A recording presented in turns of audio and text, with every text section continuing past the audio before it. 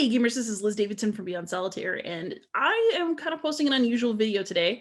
I am going to tell you about a game that I received for review and am not now really able to review. And that game is Gorinto. It's published by Grand Gamers Guild. It's designed by Richard Gaynor. And this is a game that I actually played at PAX Unplugged in 2019. I played a demo copy. I very much enjoyed the gameplay. And so I asked Mark Spector for a review copy. The review copy came. I was actually doing plays in preparation for writing my review, and it was going to be a positive review. However, it was not to be, because on April 27th, Richard Gaynor, the designer of this game, published a designer diary that was upsetting on a number of levels. It has since been removed from Board Game Geek, but I kind of knew that was going to happen. So I did a printed PDF, and it's not perfect, but I am going to show you what I do have. So I think you can see the first issue is that it's called Gorinto, or 5 Facts About Indonesia. Number 5 will surprise you. So basically, the designer is telling the story of being asked to make a game about Indonesia with Mike Fitzgerald. And he basically starts researching Indonesia, looking for something to make a game about. And I mean, this is obviously a joke. Like, now, thanks to my research, I'm about as much of an expert about Indonesia as an hour of Googling can get you. But you know why? I do realize that that's obviously a joke. He's obviously being sarcastic. That does not inspire confidence in me that he approached this topic with the amount of respect and sensitivity that making a game about another culture should entail. And of course, he goes on in this post to prove that theory right. So some of his facts about Indonesia include that the residents on one of the islands filed down their teeth. And he also brings up a fact about cat poop coffee. He then makes a joke about making a Mancala game that would require you to file a tooth down at the end, which, again, like, it's obviously a joke, but it's also really putting a lot of focus on kind of the freakiness and exotic nature of Indonesian culture instead of something that people would feel interested in a more respectful way. The fact is that look how weird this is.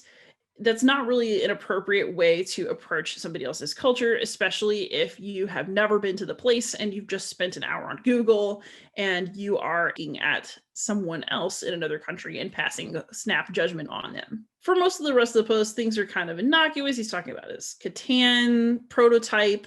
Like, this is all pretty normal stuff. But then you find out that he no longer is working with Mike Fitzgerald, and he says, "Oh, I'm no longer tied to the Indonesia theme."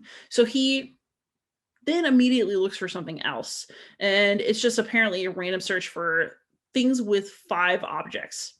And so he chooses as his thing with 5 objects a 5-element philosophy of Buddhism from Japan. And this, of course, evolves into Gorinto, the game. And I want to talk about that more in just a moment. But then by the end of the post, after some more relatively innocuous stuff, he brings up one more fact about Indonesia. So he wasn't tethered to the theme, but apparently was tethered to it for this post. And he says, in Indonesia, Pasola is a harvest festival in which 2 teams of spear-wielding horsemen gallop at each other, hurling their spears at rival riders. So we go from tooth filing to throwing spears at each other. These facts were maybe not intentionally, but as it turns out, they were chosen to make Indonesia look less civilized and less respectable and more like, ooh, look at that.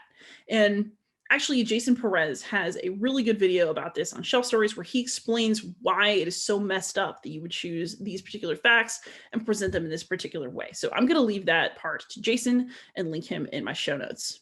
And of course, this post very obviously received angry comments, and then the designer asked that it be taken down, and it was. So he's apologized. This post is no longer just normally available on Board Game Geek, and that's probably for the best. But having read it, I, as a reviewer, can't turn back. And that's actually why I made this video.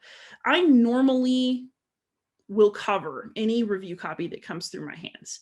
I feel like even if a game is bad, it is important to me that I cover it, because I kind of feel like passing on a bad game is ignoring part of my job as a critic. I review games, whether they're good or bad. If I'm sent a review copy at some point, even if I have a huge backlog, I will get to the review copy and I'll review the game, because I'm a reviewer. I kind of feel like it's dishonest to pass on games just because I don't want to hurt people's feelings or because I don't want to say something bad. And so if this had been a Kickstarter prototype, which is why I don't do very many Kickstarter previews anymore, then I might have just passed it on to somebody else and not said anything, because I think that before a game is published, it's not fully fair game for a reviewer like me.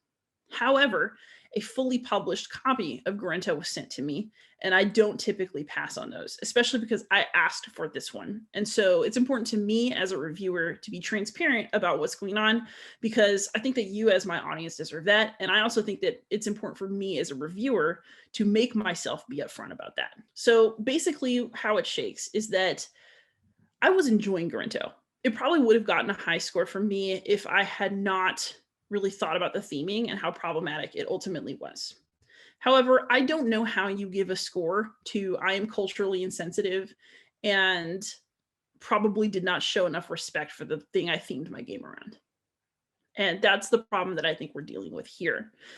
Gorinto itself, it's not a game about Indonesia. It's a game that takes some theming from Japanese Buddhism. The game itself is very abstract. Like, you could probably convince yourself, and I really did, that it was abstract enough that the theming really isn't that big a deal.